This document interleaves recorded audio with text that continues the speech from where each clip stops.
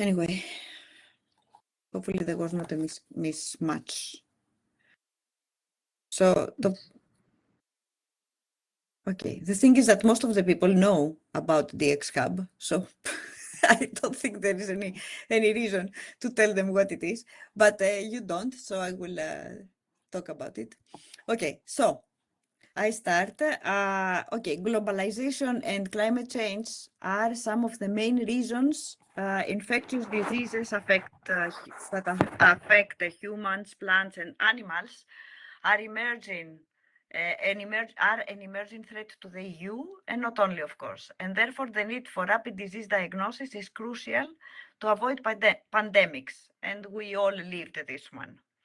DxHub is an excellence hub under the European Initiative of Horizon that brings together two state-of-the-art ecosystems to foster innovation towards the development of sensitive, affordable, and accessible diagnostic tools for infectious diseases outside the centralized lab at the point of care, which means at home, at school, in the field, etc. The objective is to foster close collaboration of academic, business, government, and societal partners with a common vision to transform research advancements in diagnostics within the One Health into real-world market solutions. And we envision to create new products and startups to market the solutions. And for this, DxHub aims to provide training to students, to researchers, and the whole community about entrepreneurship and business. And this is the reason we are organizing this series of seminar courses that will enlighten the community for these matters. And therefore, our first speaker is Dr. George Papamichail, who is a distinguished leader in innovation and entrepreneurship. And he's a director of Science and Technology Park of Crete, which is called the Step C. And also he's a CEO of his management company. So I'm not going to say more, and I will give the floor to Dr. Papamichail. Okay, thank you very much, Angie. Hello, everybody. Good afternoon. Thank you very much for your participation in this 2-hour training session, which will focus on entrepreneurial skills for researchers and innovators. I was asked to prepare a couple of slides in order to discuss this interesting topic. And I was also told that the audience would be students, researchers, faculty members that are interested in academic entrepreneurship, for example, creating a startup or a spin-off company. So I will try to focus on these interesting topics in my presentation. Just a few things before I start about me. I'm a social scientist. I obtained a PhD from the University of Edinburgh in Scotland, focusing on science, technology, and innovation studies, and my research interests focus on regional development, innovation strategies, academic entrepreneurship, startup, and spin-off creation. And as Angie said, I'm the director of the Science and Technology Park of Crete, which is the business incubator of the Foundation for Research and Technology. Fourth is the largest public sector research organization in Greece. And as a science park, we provide space to startups and spin-offs emerging from the academic environment. Could you please confirm that you can see my presentation just to start? Yeah? Can you see my slides? Άτζη. Μισό λεπτό, είχα κλείσει τη φωνή. Ναι. Okay, thank you. This is an outline of the training. So I don't know if there is any specific requirement from the organizers. I suggest we are going to have a short break somewhere in around 4 or something. If so, please let me know. But more or less, this is the topics that I would like to cover today. The basics of research-driven innovation in academia, what actually is academic entrepreneurship, some information about the global startup ecosystem, why university, startup, and spin-off companies succeed or fail, and some interesting aspects about the entrepreneurial journey. What strategic tools for academic entrepreneurs are available, and they can be supportive and in order to make informed decisions about their companies. Of course, some information about the funding rounds that are available, especially for startup and spin-off companies, the basics of intellectual property, support structures and programs that are really helpful for startups in the early stage of their development, some example and cases, and some key takeaway messages. Once this training session is over, participants will be able to recognize the mindset and the most important skills, mostly entrepreneurial skills that academic entrepreneurs usually need, identify common challenges and critical success factors in creating university-led companies, apply strategic planning and other commercialization tools with the objective of transforming research ideas into commercial companies, and of course understand the value of resources in supporting your entrepreneurial journey. Let me start by sharing with you some very basic information about research-driven innovation in academia. I'm sure you are familiar with the concepts of basic and applied research conducted both by universities and research centers. Both of them are very important, I would say equally important for research-driven innovation.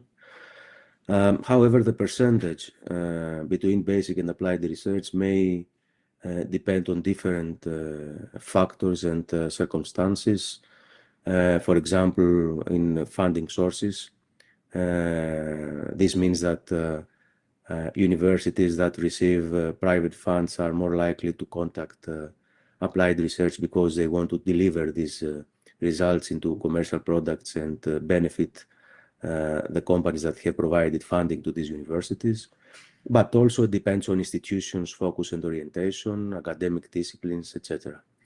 And our experience suggests that universities with traditional linkages with the industry, with the industrial sector, are more likely to contact applied research than others that don't really have strong linkages with the industrial sector.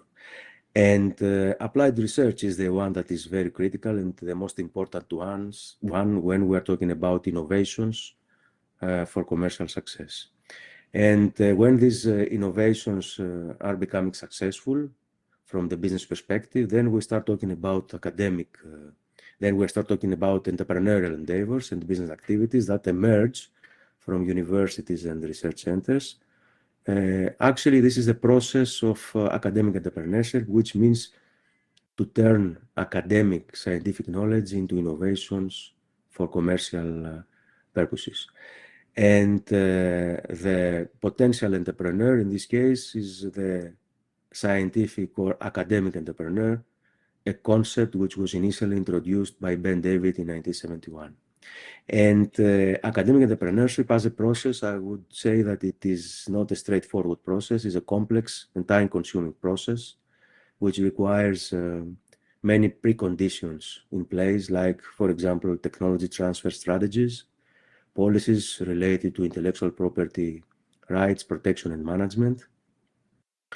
And if these strategies and policies are successful, they could lead to patents, and these patents support the creation of new companies emerging from the academic sector. And this slide here shows the connection between university, academia, and the real economy, the society. In fact, the ones that connect these two different words, meaning academia and economy and society are the startup and the spin-off companies that are created from the academic environment. And these are the means of the universities and the research centers to deliver societal and economic value. And if you ask me what is the difference between a startup and spin-off company, this table provides the very basics. I'm not going to go in detail, but I would like to point out here that a startup is a new business venture initiated by academic entrepreneurs, meaning students, researchers, faculty members, and they create this company, and the university or the research center does not really own shares in this company. And this is the main difference comparing to the spin-off company, which is exactly the same. It is created by academics, students, researchers, but the difference here is that it is the university or the research center that also participates in the ownership by holding shares. So this is the main difference that I would like to point out in this slide. Let me now give you some brief information about the global startup ecosystem. You see here two different graphs. The first graph shows the global startup ecosystem, and you can see here the ranking, the international ranking. You see the usual suspects, the best performance in terms of startup ecosystem creation and development: Silicon Valley, London, New York City, Los Angeles, Tel Aviv, etc. This is just to give you an idea how best performers in the world are ranked in this startup ecosystem ranking. And there is another graph which shows the top 20 countries by total startup output in 2023.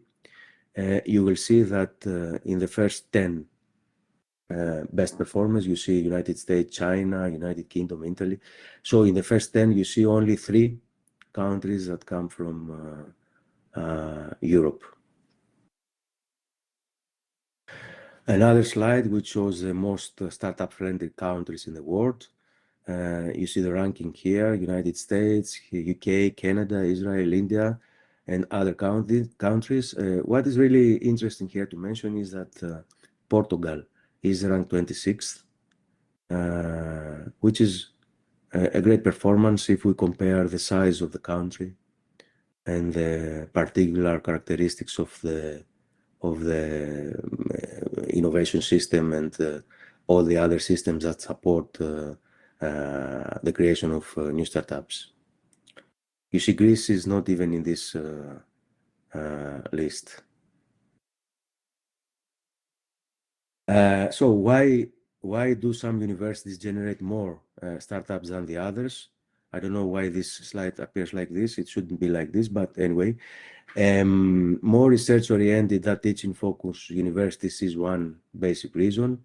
There are universities that have traditionally incorporated in their culture the mentality of entrepreneurship and business, and this is very helpful when it comes to entrepreneurship. Other universities have well-established entrepreneurial education programs, and all these programs support not only the students, but also the researchers and the faculty members to improve their entrepreneurial skills and start thinking from the business perspective. Other universities promote coaching, mentoring, and accelerating programs and services which are in close collaboration with the market and the industrial trends. More advancements in strategies and policies related to intellectual property and technology transfer. We have seen universities with great technology transfer offices in place, comparing to some others that are in a very initial stage of the development of these basic infrastructures. What we have also seen is the importance of the existence of startup facilitators like science parks, business incubators, and other intermediaries that support not only the creation of new companies, but also the development of these companies during their life in the short and long run. Some universities have established connections with business and industrial sectors, and this is very helpful because they follow the trends that the industry puts on.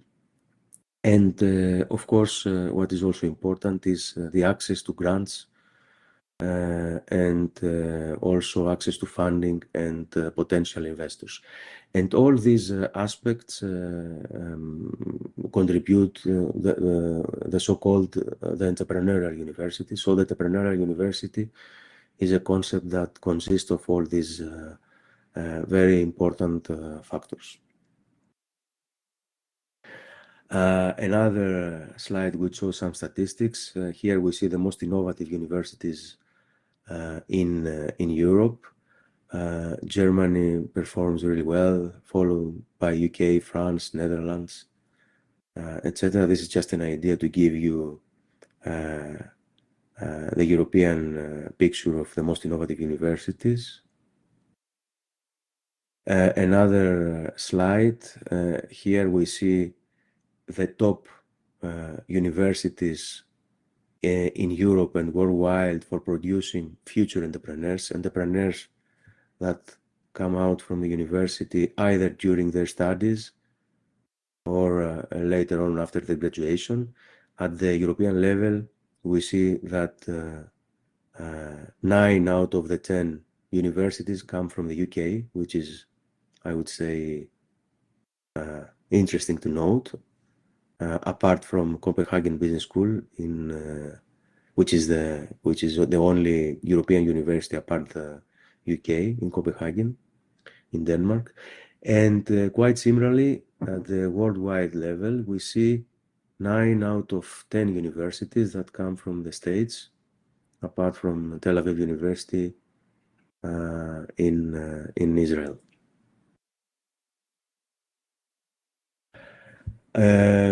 Now, if you ask me if startup companies usually fail or succeed, I would say that unfortunately the odds are against these companies, because most of the university startups don't really succeed in the long run and represent high failure rates. And data suggests that they shut down within the first 4 to 8 years. And more than 65 of them will never deliver a positive return to investors if they have managed to find an investor during their life.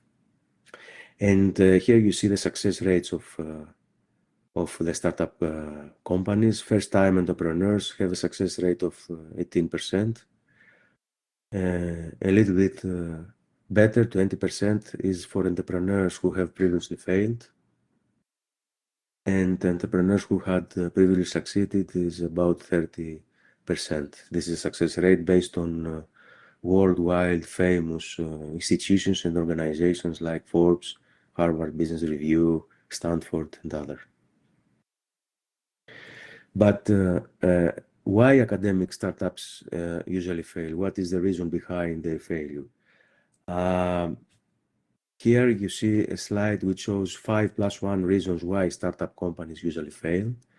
The first reason is the problem of finding a proper team that will meet the objectives, and this team will act as a team and a proper team that will lead the business to the success. And this is sometimes very difficult because we have seen teams that have faced many problems and arguments, and this is a real problem, especially when it comes to funding, because experience suggests that venture capitals, for example, are very much interested in seeing a team that it works really good and it's free of conflicts and other similar problems. Another reason is the nature of the academic startup itself, and here what really happens in practice is that we We have academics which are great in their technologies and in their science, that's for sure, but maybe it's not the case when it comes to business, which means that we have seen academics with great research skills, but these people usually, not always, usually lack other skills that are critical to entrepreneurship and business, like entrepreneurial skills. And one important problem with this nature of academic startups is the problem of the double role, which means that we see that academics who are starting their business and they somehow take a double role. At the same time, they act as researchers or professors or students. At the same time, they are asked to act as entrepreneurs, which is almost impossible to have this double role. This is what experience says. You can do this at the very beginning, but then you have to quit either your academic career or your career as an entrepreneur. Another reason is a lack of market expertise and business mentality. And the most important problem here is that we have seen an overestimation of the novelty of the product. Academics and researchers believe in their technology, which is fair enough. But again, when it comes to the market, this technology fails to meet a need, a real need, or this technology may fail to solve or to provide a solution to a real problem of the market. Quite similarly, not ready to get the business into the market.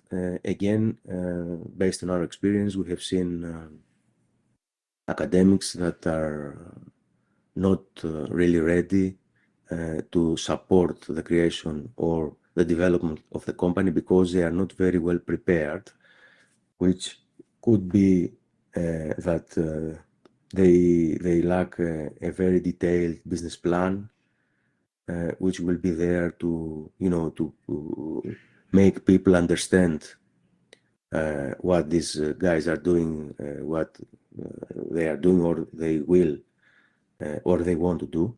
And this is important because this is what venture capitals and other funding organizations are interested in, to see exactly what is the real business, what is the business model. And this is something that startuppers should very clearly define in the very beginning and before going to get some money from the market. The fifth reason is very important, IPR issues. Since we're talking about research-driven startup companies or technology-oriented companies, intellectual property is a very important and critical factor. And again, we have seen that startup companies may face difficulties in creating a clear IP strategy, and sometimes they even lack these IP policies at all, which is a very important barrier. And what happens in practice is that all these five factors, when they come together, they lead to the sixth reason that academic startups usually fail, which is the failure to raise sufficient capital. And what really means in practice is that these startups are struggling to persuade investors to invest their money in their companies because the investors don't really see the potential of these companies, because these companies are not very well prepared at the moment that the startup founders are trying to get some money. And this links to another question, which is very important, which is lack of funding the cause, the effect, or both when it comes to why startups fail? And what do we mean by cause? Cause means that startups may shut down because they lack money at different stages of their development. The effect of failure is that startups may shut down because they lack key non-financial resources and skills, but also, yes, non-financial resources that lead to lack of capital. And both of them, which means that startups may shut down because they lack funding and non-financial resources at different stages of their development. If you ask me what is the real answer behind this question, I would definitely say that it is lack of funding is the effect when it comes to why startups fail. And I can argue if you want, and this is very important because it is startup companies are struggling to find money because money is there. Venture capitals are there and they are willing to provide money. But the most important problem that these venture capitals don't really provide this money is because the startup companies are not ready to get this money. So this is why we strongly believe, and we have made some research on this, and we use some empirical data to show that lack of funding is not the cause, but it's just the effect that startup companies usually fail. Now, if you ask if startup failure is necessarily a bad habit, I would definitely say no, it's not a bad habit. And as a rule of thumb, I would say that failure is part of the business, the entrepreneurial journey. And no matter how hard you try, it will come one day, that's for sure. However, we should always remember that failing does not mean you are a failure. And why I'm saying this is that because in our case at Step C in the Science Park, experience shows that people tend to fail very often. And when I say people, I mean potential entrepreneurs that come from the academic environment, like students, PhD students, or researchers. Normally, they fail quite often, more than 5 times. And what we have also seen is that business success starts with failure, and startups are more likely to succeed after failure. So failure is something good, and I would say necessary condition in order to become successful. And this is why an increasing number of people and experts and scholars tend to say that fail fast in order to succeed faster. Yeah, this is a graph, the journey towards success. Let me now walk you through a journey that every academic entrepreneur knows or should know, whether they admit it or not. As you can see from the graph here, though it's represented here as a linear path, it's not in real life. It's far from that. It's a much more complex process than this. So at the beginning, in the very first effort, as you see here, nothing goes well. Actually, it's a disaster, and we fail. But that's okay, and to some extent, it is expected. And if we go on and try again, not everything, but something goes wrong this time. Maybe, for example, a rejected application or a failed demo. And yes, we fail again. But again, that's okay. The third time we try, things start getting better, as you see. Why? Because not everything went wrong, just something. However, we still fail. And here comes a critical stage, as you see the red line here. And we should address a critical question. Do we keep trying or give up our entrepreneurial efforts? If we keep trying, the entrepreneurial journey just stops here, which is fair enough for those who make this decision. For those who decide to go ahead, which is not an easy decision, that's for sure. This is the fourth attempt. Failure might come again, even if we almost succeeded. And again we fail, but that's okay again, yeah, because the next attempt may well be the successful one. And why is this happening? This is happening because failure brings, and during this journey, we are enriched by know-how, experience, and new knowledge. And all these different attempts makes us, smarter, and we follow a learning by doing approach, which is very helpful and supportive in order to improve our skills and become more familiar with the concept of entrepreneurship, how difficult it is to overcome the address the barriers. What happens when the startups survive the first years? There are three different options, let's say. The first is to keep running and expand business internationally.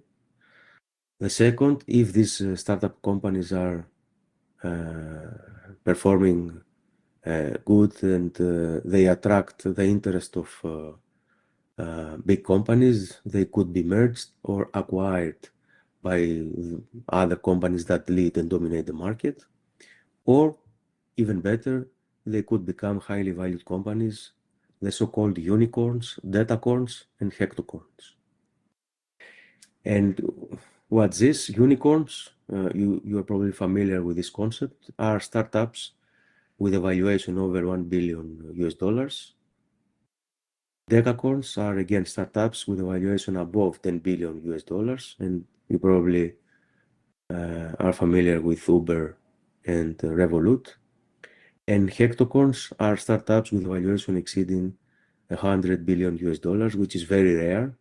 And in this category, you can see that very large and very successful companies like Tesla and Amazon are included. And there is a graph here which shows the number of unicorns by country in 2024. Actually, it represents the best performance worldwide. As expected, the US leads and provides a great performance. This is the numbers, almost 700 new unicorns have been created in 2024, followed by China, India, UK, and Germany.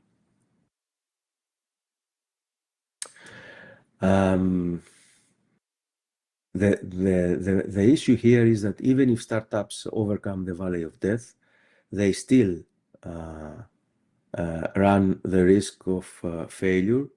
And why is this happening? Because there are different reasons why this is happening. I will try to highlight some of them here in this slide. Failure to meet customers' need.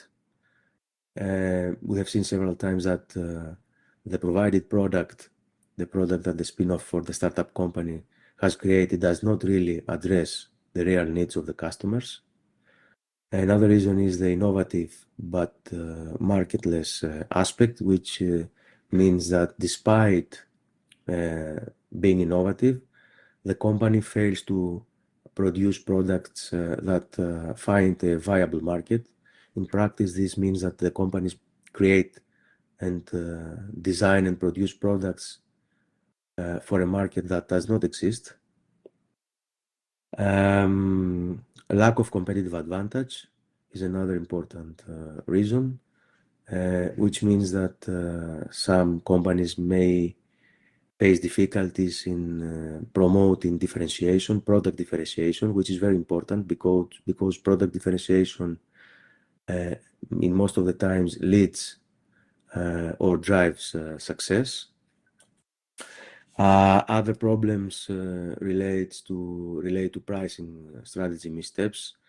The most common problem here is that we have seen startups failing to set a reasonable price for their products comparing to the competitors. So the problem here is that we see too high or too low prices for the products, always comparing to the competition.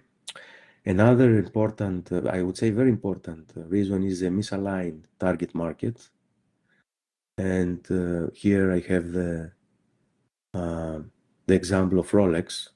So I don't know if I would like to make some interaction with you. So if I ask you what is the target market of Rolex, what would you say? Can anybody say? Any idea? And I'm asking this just to show you that understanding your real target market is not a straightforward process. Could be easy, Rich but people, could be, sorry? wealthy people. Rolex is not Yes, it's an expensive watch, so not everybody can buy it.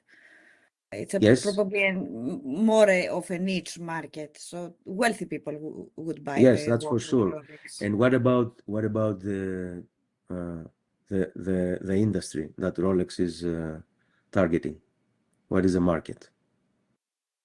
Of course, rich people and yeah, this is something for sure. But what is the market? Industry. I can tell you a short story about that. Mm. There was a press conference a couple of years ago, and the journalist asked the CEO of Rolex watches about the market trends. So the question was something like, "What do you think about the what do you think about the watch market? What are the trends and the financial prospects of this industry?" And the CEO was like, "I don't know. I don't have a clue." Which was strange. You know, everyone in the room was really shocked. I mean, how can the CEO of Rolex not know about these critical issues? And then the guy explained and said, I don't know, because watches are not our target market. As you might believe, our target market is jewelry.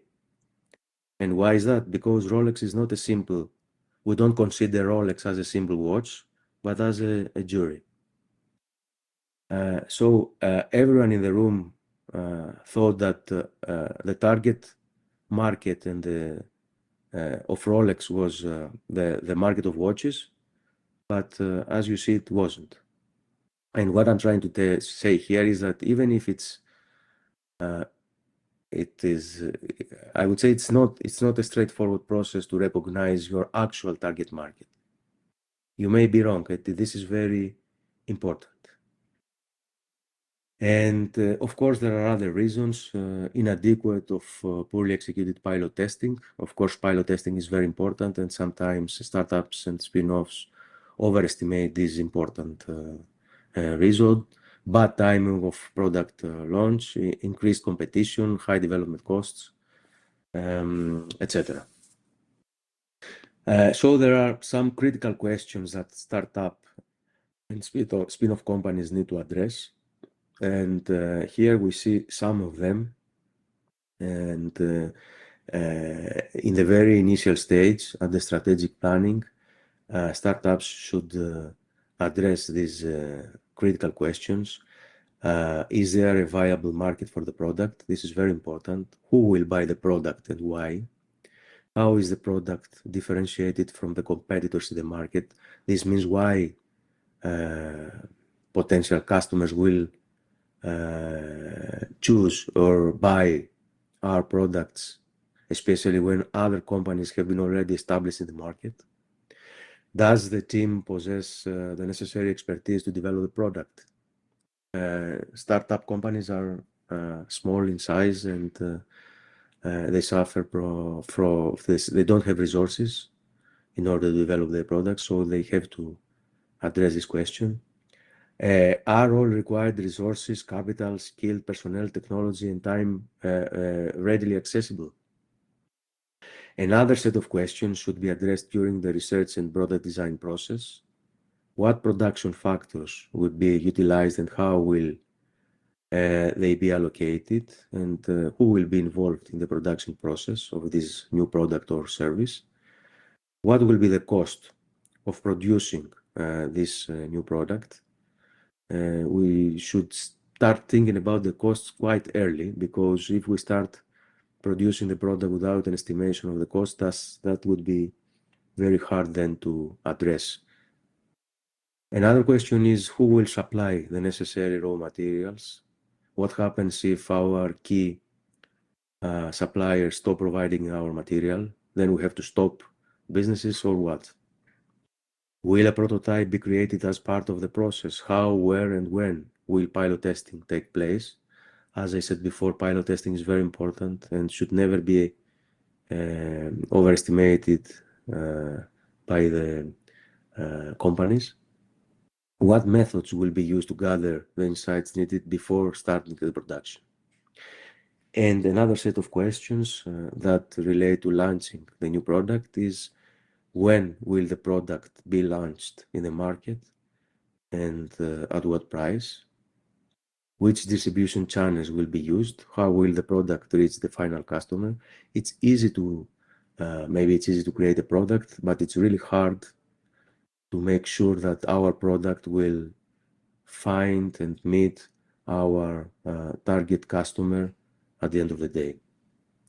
When, where, and how frequently will the advertising take place?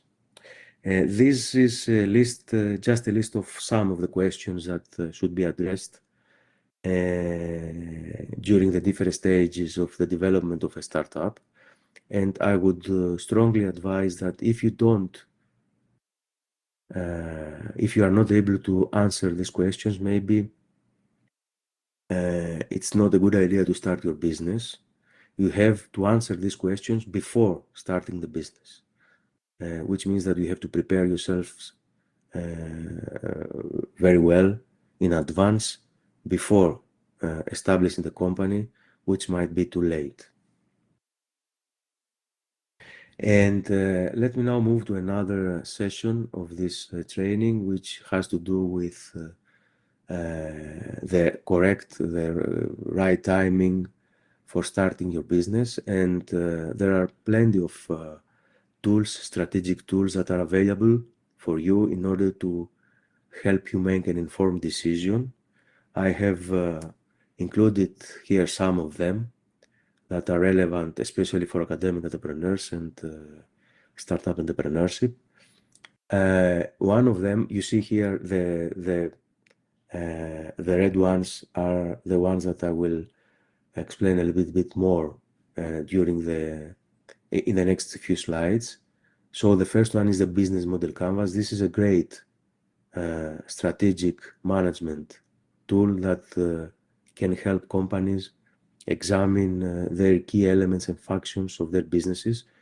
It's a very important and useful tool. Concerning the strategic and planning frameworks, here we have different alternatives like Porter's 5 Forces, which is a very well-known tool that help companies, but also research groups, to analyze industry competition and market dynamics. SWOT analysis, which identifies internal strengths, weaknesses, and opportunities and threats emerging from the external environment of the company. Pestle analysis, another very useful tool that evaluates macroeconomics, that is political, economic, social, technological, and environmental, and legal issues from the environment that the startup is going to operate. Other important tools related to technology transfer and commercialization strategies. This is the TRL, the technology readiness level measure, which is a tool that measures how close a technology, how mature is a technology to the market deployment, and also a number of other strategies that have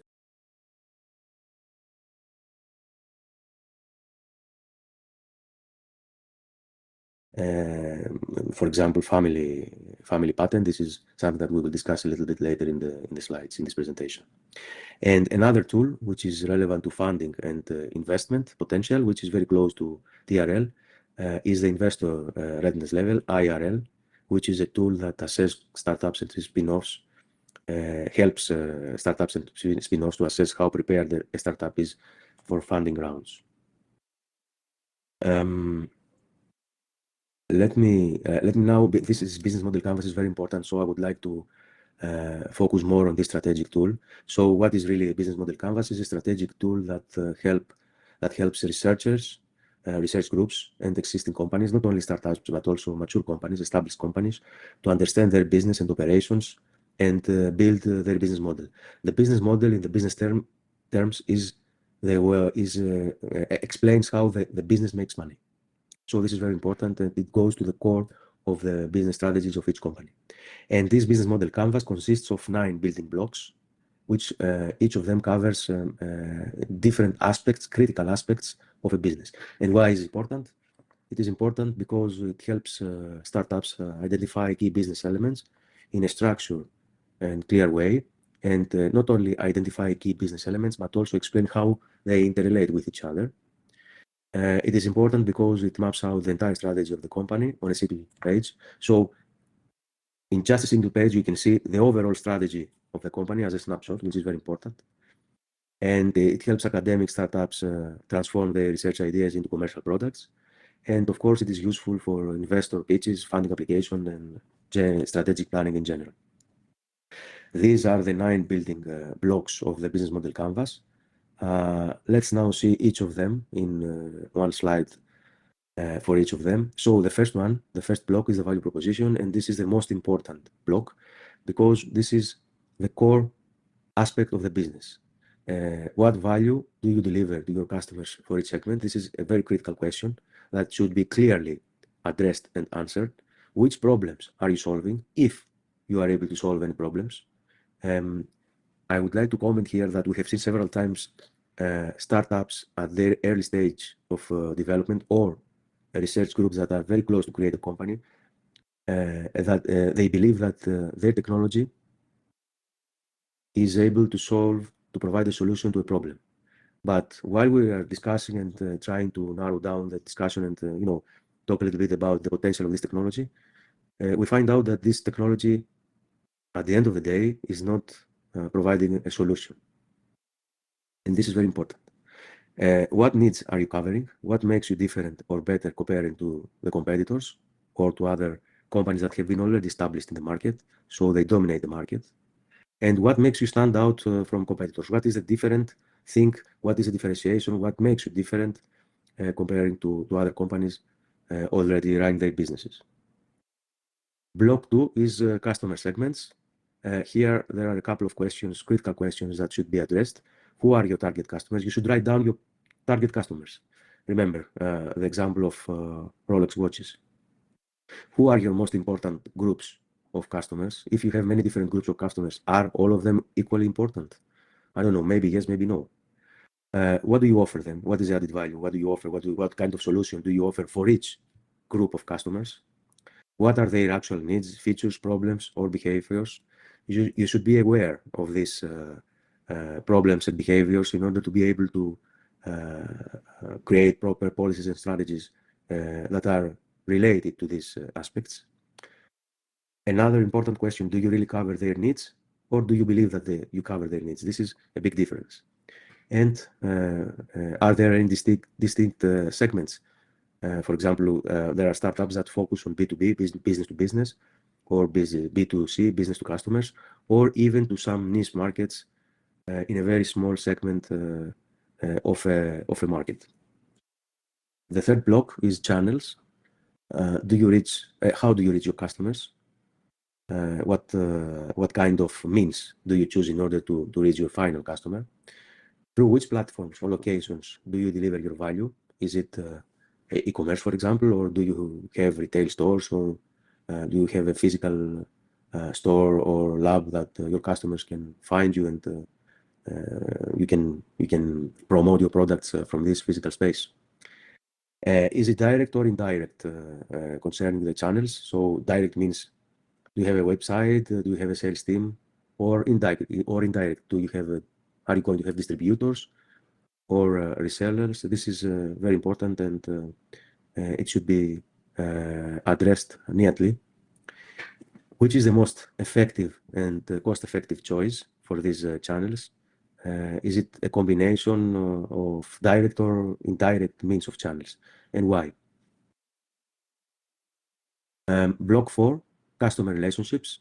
How do you manage customer relationships? Do you use a common strategy for B2B and B2C customers, or is a different strategy for B2B comparing to B2C? How do you communicate with customers? When, how, and how often do you engage with them? How important is communication for different customer segments? Is it, for example, the same importance if you deal with B2B or B2C? Maybe yes, maybe no. Depends on the business model you have to develop or you have already created and developed. Does the level of communication vary between large and small customers, or how do you acquire, retain, and grow your customer team? Block 5 deals with revenue streams. What are the business revenue sources? Which in practice, this means where does income come from? Is it from sales, investments, government funding? You should clarify this. Which customer segment is the most profitable? Is it B2B, B2C, or another category that generates more money? And if the company has more than one product or services, which one of them is the most successful one, which drives the most cash flow? When is the most profitable period? Is it? Are there any seasonal context and conditions that affect the company? For example, does the company increase its income during summer or winter? What is the primary revenue model? Does income come from product sales, subscriptions, licensing, or other streams? And how do customers make payments? If you establish your company, how would you like your customers to pay your company? Is it like, for example, using credit cards, bank transfers, cash, I don't know, digital wallets, whatever? Blocks 6, key resources. What resources are available to deliver value to customers? And this may include both tangible, for example, infrastructure, technology, know-how, and intangible, like brand reputation, expertise, and other assets. Another question which relates to key resources is how and where are these resources utilized? Is it in production, customer communication, supplier management, or other key processes and functions of the company? Do we need additional resources, or the ones that we have are adequate, so we don't need any more? If we do, which ones are necessary and where we can acquire them, where we can find them? Block 7, key activities. What key activities are essential to deliver value to customers? Another question we should address is which processes are critical? Is it communication, distribution channels, customer relationship management, or post-sale support, or others? How do we maintain strong customer engagement? What actions are needed to ensure effective communication and service? And how we provide technical support? If so, what level of support will be offered and how it will be delivered? Moving to block 8, this is key partnerships. We should understand and answer who are our key partners and what roles do they play in our businesses. For example, do they provide expertise, resources, or strategic advantages? Who are our key suppliers? Which suppliers are critical to our operations and what do they provide? So if we lose one supplier, is it a big deal or we can still running our business as usual? How important are these partnerships to our success? What value do they create? And how do they impact efficiency, innovation, and growth? And what are the key reasons and motivations for these partnerships? Are they based cost reduction, risk sharing, market expansion, or access to specialized resources? And finally, block 9 is cost structure. Here we try to understand what are our company's operating costs. And for example, what is the ratio of fixed to variable costs? Understand our key cost categories, like for example, costs that are related to rent, raw materials, payroll, and other. And how are costs distributed across different business activities? So how much does it cost to run our administration functions? How much does it cost for our production line? Or how much do we pay for our R&D activities, for marketing, and so on and so forth. And this slide here shows the business model canvas, as we said, in one single page, a snapshot of the business.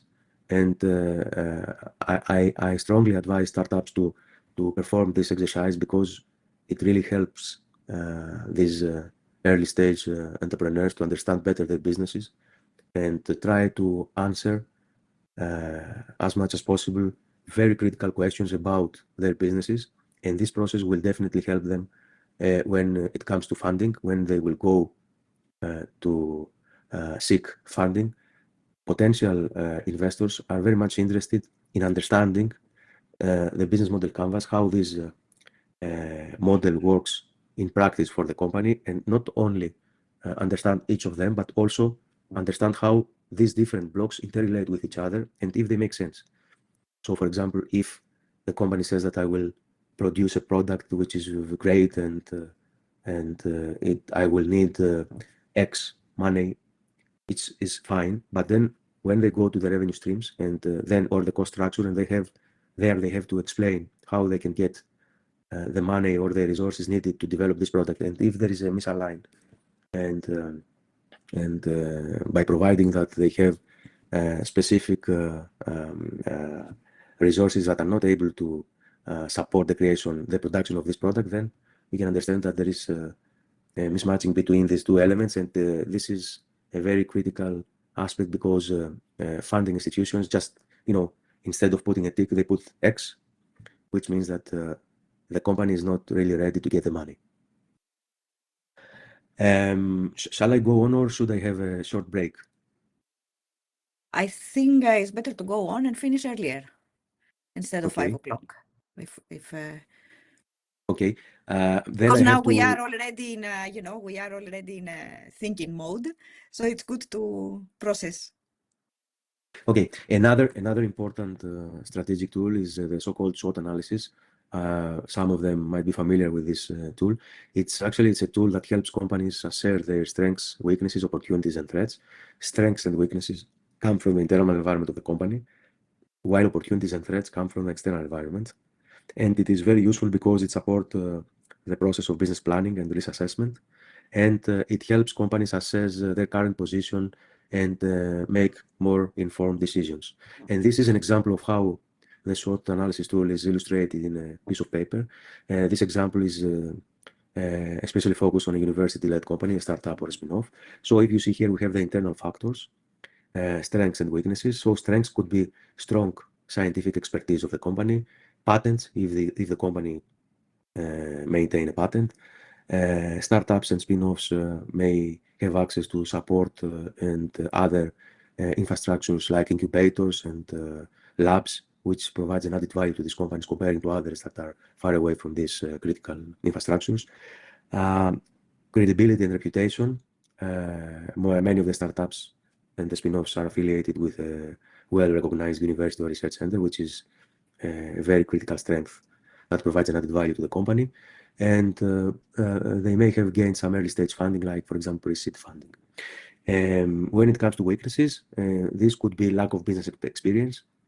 Since we're talking about academic entrepreneurship, we see that great researchers and students with great research skills, but sometimes they lack business experience and mentality.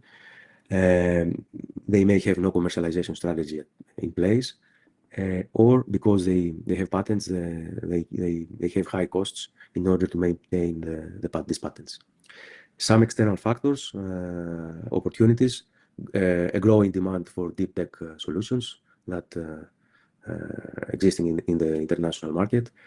There are many different opportunities for funding, like, for example, from Horizon Europe, ERC grants, and other funding schemes. Potential for university industry collaborations, access to research infrastructures and other structures like science parks and business incubators, or access to incubator and accelerator programs, which are very useful, especially for companies that are in the very early stage of their development. And some possible threats that come out from the external environment, again, market entry barriers. Startups are asked to get into new markets that established companies are already there, which means high competition and domination by industry leaders.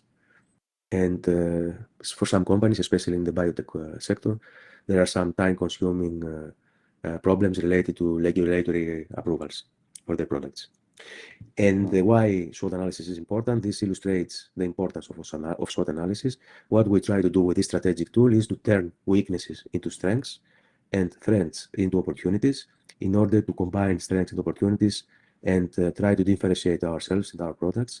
And this differentiation could potentially lead to a competitive advantage, which is a very important aspect of each company to create a competitive advantage. Okay, I will skip this because lack of the time. This is another tool, Technology Readiness Level, TRL.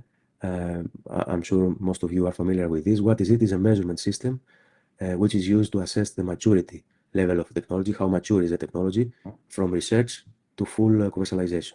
It was initially introduced by NASA in 1974, and then it was widely used by other international agencies, organizations in industry, academia, like for example NATO or OECD. And at the European level, the European Commission was introduced TRL in 2012, especially for EU-funded projects. And this scale ranges from 1 to 9. TRL1 is basic research, very basic research, and TRL9 is a fully commercialized product. And this is what the European Commission provides in order to explain the TRL different levels. Just briefly, you see here the guide, the TRL guide for especially for university-led business initiatives and companies. From TRL 1 to 3, this is research stage. Here we're talking about academic research, very basic research, very basic idea testing. And the means that are most appropriate here to provide funding is research grants, like ERC, Horizon Europe, and other programs that follow the same rationale. And what about the business action? In this TRL 1 to 3 is too early to start thinking for a startup, not to start thinking, to create a startup. To start thinking is never late, so you can start thinking of creating a startup, but it's too early to create a startup from TRL 1 to 3. Moving forward, TRL 4 to 5. Here we're talking about this well-known proof of concept and the creation of a prototype. What we try to do here in practice is to proceed with technology validation in the lab.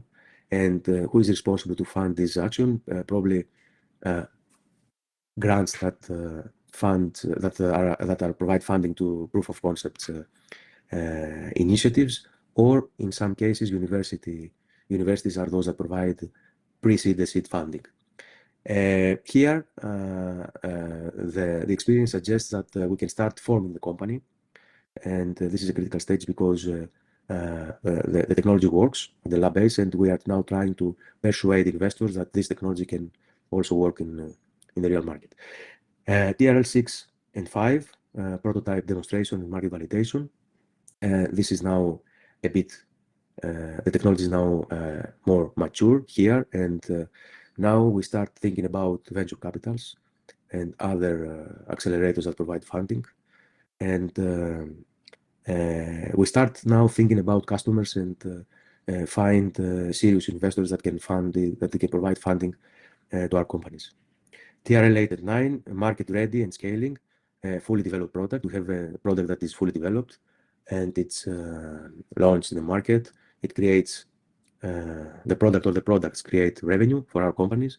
And now we start thinking about Series A and B funding, which is the funding that supports the scaling up of the companies. Scaling up means that we expect companies to grow at least 20 times faster than the traditional companies.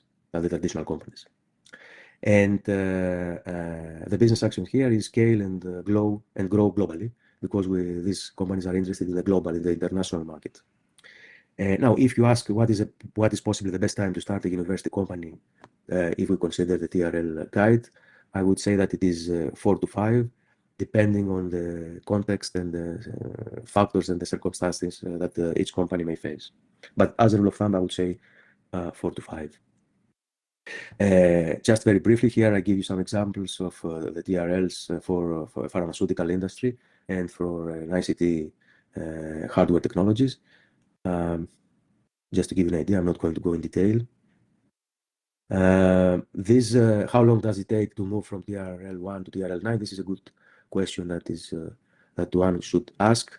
This table provides some basic information about the general timeline for TRL progression. You see from TRL 1 to 3, it takes 1 to 5 years. From 4 to 5, 1 to 5 years. So again, it's sector dependent and industry dependent. 6 to 5, from 2 to 10 years. And from 8 to 9, it takes 1 to 5 years. So in total, from 1 to 9, it could take from 3 to 25 plus years, depending on the industry and the different circumstances. Quite similarly, this table shows TRL timelines by industry. You see that from TRL 1 to 9, software is 3 to 7 years. And you see also the references that I have used here to create this table. Medical and biotech is 10 to 20 years. Deep tech, quantum, space, energy is probably the most time consuming, takes 10 to 25 years.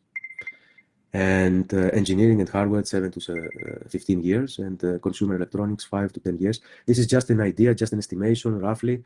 This is something that you should not take for granted because, as I said, it's industry dependent, and also it takes into account other particularities, place-based particularities, or other that have to do with the timing, the situation, and other factors. The other tool that we have already discussed is the investor readiness level. It is a framework we use to assess how prepared a startup or a venture is to raise funding. And this is not from the technology perspective, but from the investment perspective. So you may have a great technology, a very mature technology, but you may not be ready for the investment because you have to deal with other critical aspects of the company, like, for example, to have a strong entrepreneurial team. As we said, investors are very much interested in entrepreneurial teams. Or you may first figure out your business model, create a clear and well-defined business model. And this tool framework is also scaling from 1 to 9. And you see here that 1 to 3 is pre-seed, seed, Series A, B, and C. And I will explain in the next slide about the funding rounds. Funding is very critical for startups and spin-offs, not only at the beginning, but at every stage of their development. This is why we have pre-seed, seed, and different series rounds. And different sources and types of funding exist at different stages of the business journey. At the very early beginning of the company, we should talk about pre-seed, and later from other rounds. And why is this happening? Why someone can give you the money? Because investors hope to gain something back from their investments. And before any round of funding, the investors will undertake evaluation of the company in question. And what normally consider is the features and the characteristics of the startup and the spin-off company, the market size and the market share, the revenue estimations, and the return that the investor is expecting to have from the investment. And of course, it's a matter of an ongoing negotiation. If you ask people that have been involved and companies that have been involved in this ongoing negotiation, you will realize that it's very long. It takes months, and it's very hard. Now, let me give you some information about the different funding rounds. We start with the pre-seed funding. This is the very initial funding stage. And here the phase is the idea and the concept. And the investors here are founders themselves, the founders of the company, friends and family, awards that the company might have gained from different competitions. Some incubator programs provide pre-seed funding for early stage startups.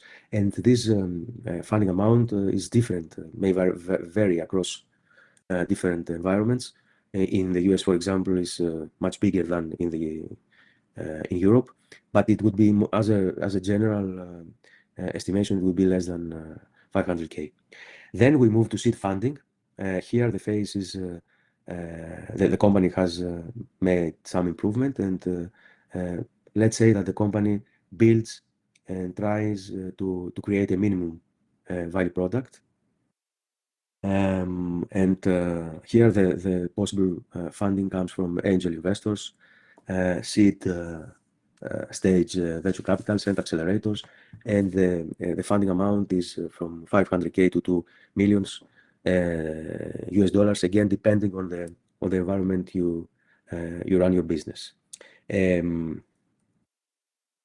Moving on to Series A, here the phase is a strong traction that and the startup has started creating some revenue and trying to meet some important financial and other KPIs. Here the investors are more likely to include institutional venture capitals, and the money that is provided here could be from 2 million to 15 million plus, again depending on the environment that the company is operating. Then we move Series B round. Here the phase is a proven product market fit, and the investors are including growth stage venture capitals that are more interested in investing aggressive scaling up of startups, and also private equity. And the funding amount here is between 10 million and 50 million plus. And finally, Series C is the final round of funding a startup. The phase here is scaling aggressively and possibly preparing for the initial public offering, or maybe for an acquisition from the largest company that dominates the market. Here the investors are late stage venture capitals, private equity, or hedge funds. And the amount here could be from 50 million to hundreds of millions, depending on the negotiation of the company, the startup, and the funding organization. And then we have the initial public offering, which is the very last means of getting funding. And this is when the company offers its shares to the stock exchange, to the general public, in order to get some capital for the first time. And this is, for example, Nasdaq, which is the American stock exchange for high-tech companies. Let me now move to another important aspect of academic entrepreneurship, the intellectual property rights. This is very important, and why it is important, because intellectual property protects innovation, which means that prevents others from using, copying, or commercializing, or producing your idea or your product without your permission. And this creates a competitive advantage. This is because IP can act as a barrier to entry for competitors, so competitors cannot really produce or sell your products in countries that you have already protected your intellectual property, your capital. Another reason is that it attracts investments. And why is that? It is because investors are very much interested in startups and spin-offs that have protected their intellectual property. For example, they are interested in companies that have strong patents. And it also supports long-term growth strategies. And this is because startups may use IP portfolios in order to create collaborations and synergies with other industrial players and actors. Intellectual property actually is divided into main categories: industrial property and copyrights. Let's see industrial property. Industrial property consists of patents, which is exclusive rights to make, use, or sell an invention, and it lasts 20 years. Maybe the most well-known and the most commercially successful patent is Alexander Bell's telephone patent, which was granted in the US Patent Office from 1876 to 1893, almost 17 years. And during all these years, it dominated the market. No one else was able to use this technology. Trademarks, which is a means to protect brand identifiers like names, logos, slogans, and sounds. An example here is Nike, which is the protection of the name and the logo, and of course, Just Do It, which is the slogan. And all these are protected through the trademark system. Then we have industrial designs, protect the appearance of a product, which results from attitudes such as its shape, colors, or materials. I give you the example here of Ray-Ban sunglasses. I'm sure you're familiar with this. Another means of intellectual property is geographical indicators. These protect products tied to a specific location with unique characteristics and reputation. The example here is the well-known Parmesan cheese, which is protected in selected regions in northern Italy. And last but not least, we have the trade secrets. Here we don't have the protection because we don't. It's a secret. We don't provide the information is confidential, but we keep it secret and we are protected by law. So the very well example here is the Coca-Cola formula, which is in operation from 1886. And when the Coca-Cola made a decision that they said that we are not going to fill in a patent for this Coca-Cola product, and it was great because if they have patented the Coca-Cola product now, it will have been expired since many years ago. And then we have the intellectual property, which is something which goes beyond the industrial property. And here we mainly talk about copyrights. And what is a copyright is the copyrights protect the original creative works of the owners, like books, music, software, films, and the duration of the protection lasts for the whole life of the author, plus 70 years after his or her death. Let me now focus a little bit more on patents. What is a patent? Patent is a legal right that grants the inventor exclusive control over innovation for a specific period, normally 20 years. And it protects new inventions, processes, or improvements from being copied or used without our permission. And patent holders pay annual renewal fees, which are increasing each year. And why are patents important? Because they provide a competitive advantage by protecting IP, attract investors and funding, as we said in previous slides, enable licensing opportunities for revenue generation, and enhance the startup's valuation and potential for future acquisition of the company. There are three key conditions for obtaining a patent. First, it's a novelty. The invention must be new and not previously disclosed anywhere in the world. And this is why it is very important. It's a rule of thumb. And we tend to say to researchers that you should protect your work before making publication. If you believe that your work is subject to patent, then you should first publish and then protect your work. And then you should first create a patent, fill in a patent, and then publish your work. Another condition is the incentive step, which means that the invention must be non-obvious, not to everyone, but to someone skilled in the field. So for those who are experienced and understand the technology and the science in the field, it should not be obvious even for those. And the third condition is the industrial applicability, which means that the invention must have an industrial, should be applicable at the industrial level. And this slide shows what cannot or cannot be patented.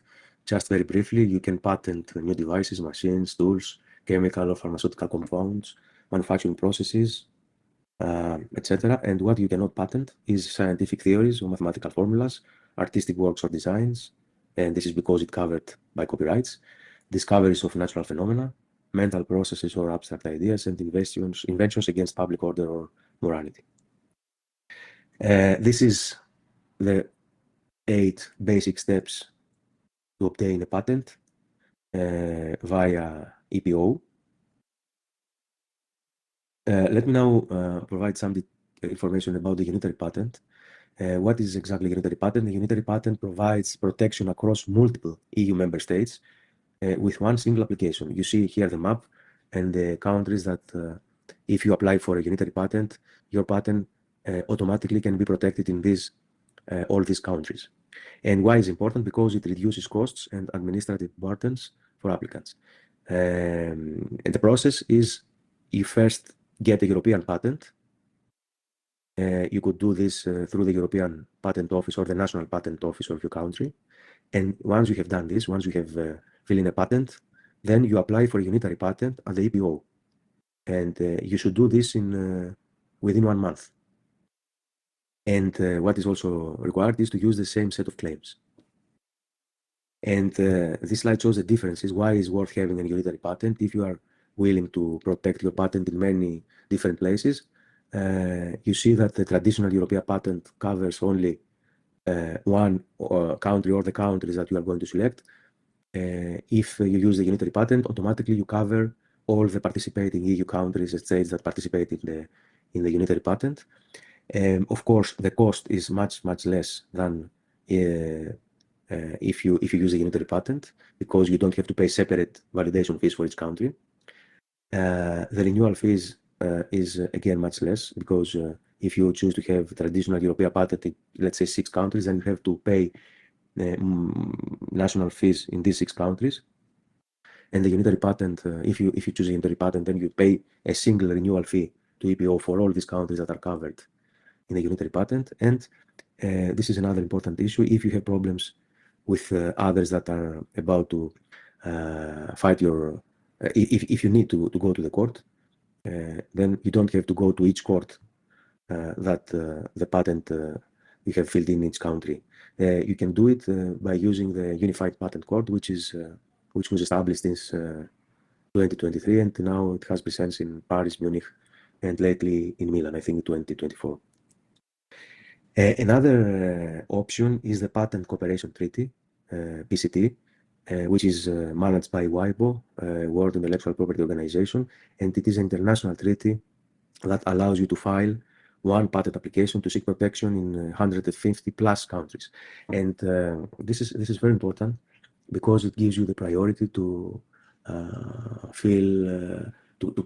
to make a decision in which countries are you interested in, and make a decision within the 12 months.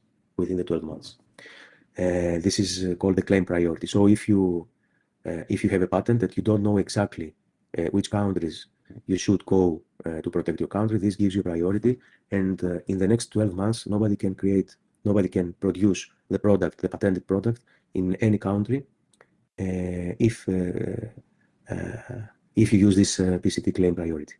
And when the PCT is important, when you want international protection but need more time to decide where, when you are not ready to invest in multiple areas due to high costs, and when you seek partners, investors, or licenses, and you want a serious IP strategy. Another interesting with patent is the so-called patent families. What is exactly is a patent family? Is a group of interrelated granted patents that protect the same invention. And the patent families are used to protect the core patent. Here, the core patent is the square in orange, and this is the most important patent for the company. And the company creates a group of other interrelated patents in order to prevent competitors go directly to the core patent, that it is the most critical one for the company. And this patent family's IP strategy is very important for global strategies, especially for companies operate in pharmaceutical or automotive industries. I don't know if we'll probably run out of time, so I will skip a couple of slides.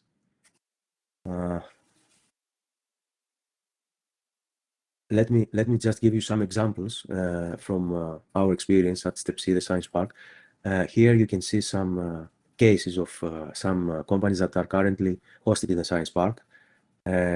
We have 30 high-tech startups. Most of them are established by researchers and university students, either from Forth or other universities that are located here in the island of Crete, like University of Crete or the Technical University of Crete. Most of them operate in life sciences, ICT devices, biomedical services, medical virtual reality training. The majority of them expand, not the majority, all of them expand their business internationally. So their market is not the Cretan or the Greek market or the European market, it's the global market. And this is why some of them have already established offices in Europe and the US. It's interesting to mention that these companies have gained access to more than 15 million euros. And this money comes mostly from venture capitals, and I think some of them from business angels, and business angels.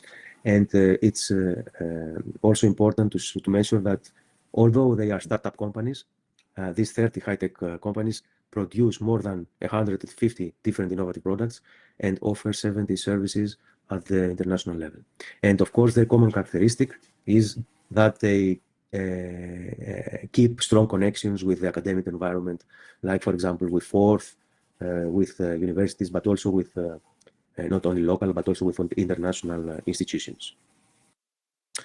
This slide gives some information about your access, just to let you know that your access is the tool of the European Commission that is relevant for the mobility of researchers, for those that are interested in moving to academia or to the industry for conducting research. Okay, I will skip this because we don't have time. This is a slide that shows a recommendation list for early stage academic entrepreneurs to do and not to do, provided by your access in the European Union. And I will close my presentation with two slides, the top 9 takeaway messages to keep in mind. The first is that there is no doubt that academic entrepreneurship is a complex and time-consuming yet fascinating journey. And we should always remember that failure is a crucial learning step, and it is part of the entrepreneurial process. We cannot talk about entrepreneurship and business efforts if we don't consider failure as part of it. Startup entrepreneurship is a team sport, not a solo act, so we cannot consider entrepreneurship as a one-man show. We should understand that entrepreneurship is something that is collective, and this is why it is very important to recognize and understand the effect of the ecosystem. And this is the fourth takeaway message, which is that strong support ecosystems tend to increase startup success. And this is why startuppers and academic entrepreneurs, as we said several times, may have great research skills and capabilities, but they really need support when it comes to business. Another important issue is that it's worth trying to create a startup, because if startups and spin-offs are successful and manage to run businesses in the long run, they can be highly valued companies in the market. And we have examples, as I just mentioned in my previous slide, of this kind of companies that are very successful and they compete internationally. Of course, lack of funding is important, but based on our experience, I could say that usually it's not the reason behind the startup failure. Funding is important, but it's not the main reason of that makes startups fail. And the failure is a subject of other very important aspects that startup companies should take into account in advance. And this is why startups may need to address key problems first before seeking funding. Problems that are related to team building, intellectual property, business model, and other that we have discussed in the presentation. The secret of success actually is not a secret. What really matters is to develop a strong idea, improve your entrepreneurial skills, build an effective team, which is very important, and stay focused on the business.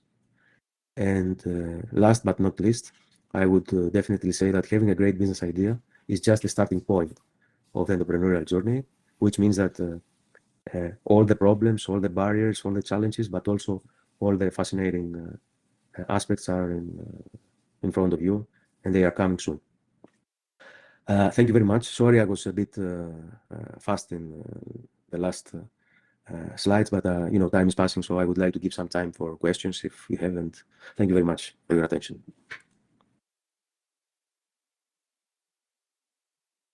I don't know if somebody had some questions. Well, we thank you very much. It was a wonderful talk. We learned a lot, and they were all so much together, so that you took us from the A to the Z in business entrepreneurship. It will be excellent that we are recording this so we can view it again and again until we learn everything better. Before I lose you, please note that there is a small questionnaire, just the 3 questions that you can answer before you leave this. It is located in the public chat, I think. No, in the DxHub support team. Public chat now. So please fill out these questions to tell us how you found this seminar. And if there are no questions, just go on to the questionnaire. And we thank Dr. Papamichail for this very, very, very nice talk. Thank you very much. Thank you.